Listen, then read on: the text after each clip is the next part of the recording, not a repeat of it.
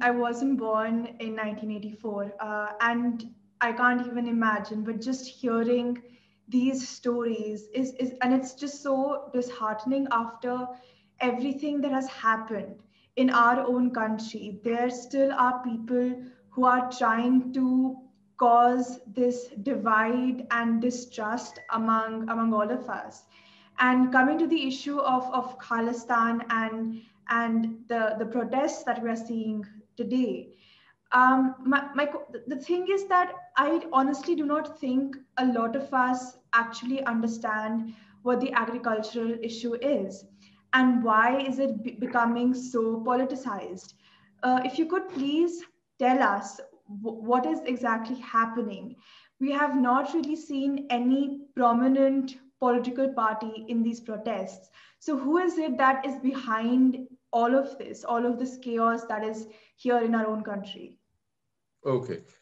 Well, just you need to go back in time. I'll take you around 1970s. Okay. So this is the time when there were prominent farm leaders, Chaudhry Charan Singh and Chaudhry Mahendra Singh Takat. So Chaudhry Mahendra Singh Takat started organizing farmers and farm unions, and they started to actually create unions. And finally, in about 85, 86, they formed Bharatiya Kisan Union. And that is when they actually got a lot of strength and a lot of support from a lot of farmers across the country. But I should mention one thing very clearly. From 1970s, it was very clear that what was required for the farmers was to, one, fix a price for the crops themselves. Number two, they need to have freedom to sell their crops any way they wish to sell. And you can verify this. I know of this because I've seen this happen. A farmer from Punjab would carry 5 kgs of wheat, kank, over his head, and he would walk into Haryana, the territorial boundary of 2 states, and he will be arrested for smuggling. That is the kind of freedom we had then as farmers. So if carrying 5 kgs of kanak would make you a smuggler, you dare not bring a trolley full. See? So the point here is that these reforms were due for a very long time. It took 50 years since the struggle began to actually culminate into reality and get these laws which would actually support the farmers, the cause of the farmers. And I'll quote you 2 incidents.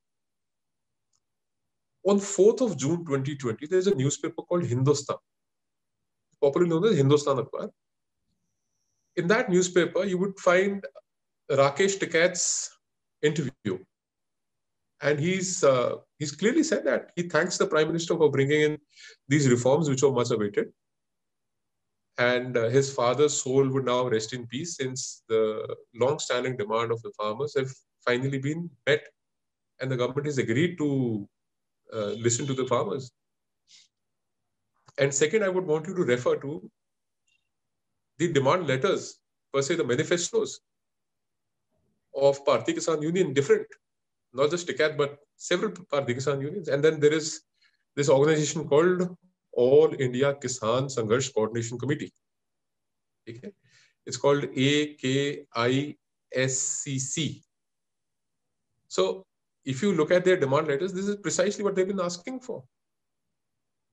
And then go back and refer to the manifesto of Congress Party for Punjab 2017 and for 2019 elections, subhead 11, section 7, subhead 11, Krishi, Kisan or Khet Mazdoor. They have promised to abolish APMC. They've promised to give farmers a alternative mandi or alternative market to sell. So whenever you bring a reform, also I must tell you before I go on the reform part, you must be knowing about the reforms in 1991 by P.V. Narasimha Rao for industries, the liberalization per se. Mm-hmm. So that's when our GDP started to grow. That's when we started to come back on track, Right. because we had foreign direct investment, we had disinvestments, we had people investing in R&D, we had people investing in industries, and then it all began. The industries became the growth engine of this country, but nobody bothered to think about the farmers. And for good 8 years, the Swaminathan Commission report was being sat on by the chairman Bhupender Hooda himself. So these people now are crying foul that these laws were never demanded for, they were never asked for. So this has been a demand for 50 years. And for good 20 years, there have been separate select committees in the parliament. There have been different committees headed by several chief ministers. There have been committees, reports of Swaminathan, and then the chief ministers heading those commissions. They've all submitted their reports. And on the basis of their recommendations, these new laws were brought in. And people say that, yes, contract farming was in vogue. Yes, it was in vogue, but the rights of the farmer was not protected. Now it is being protected. Nobody can touch your land. Your land, nobody can mortgage your land. Nobody can put a lien on your land per se. कोई आपकी जमीन पे रहन नहीं रख सकता. Your land is safe. The contract is only for the fasal, for the crop. And crops are insured. And somebody gets into a contract with you, the first thing he'll do is insure the crop. Mm-hmm. Because it's his loss eventually. There is no provision for penalizing the farmer. I mean, if Congress could have done something better, the opposition collectively could have done something better, they should have brought it when they were in power. Or when they promised such laws, I mean, they should have given a draft law that this is what we propose to bring. But that doesn't happen.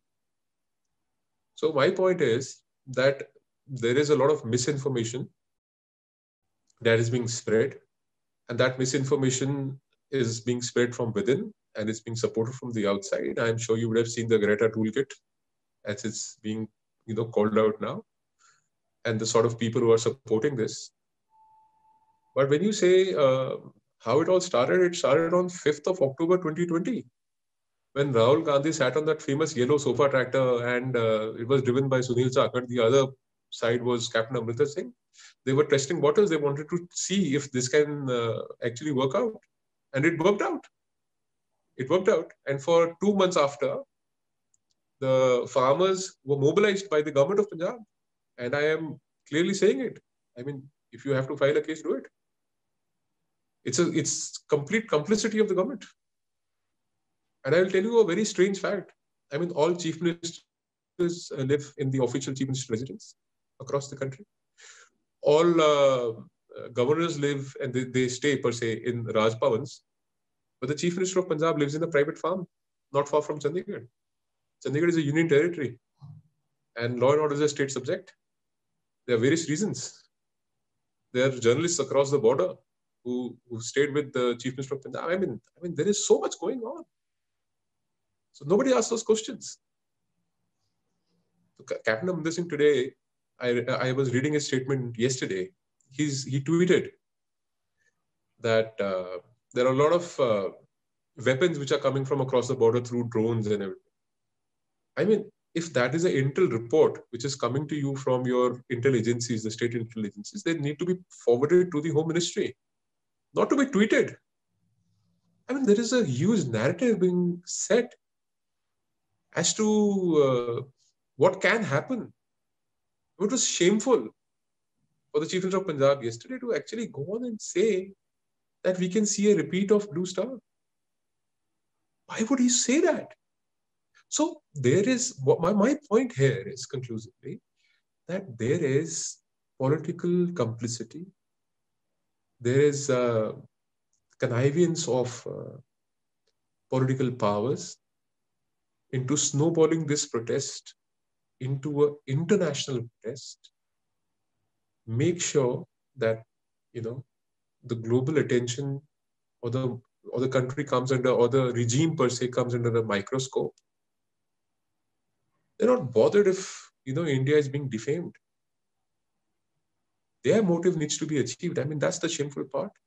And they're willing to use anybody anybody per se, any celebrity, any porn star, any politician, any foreign power, any Pakistani agency, Khalistanis per se, they're not bothered.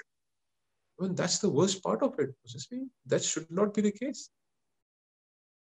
Please remember to subscribe to us and switch on the notifications for this channel.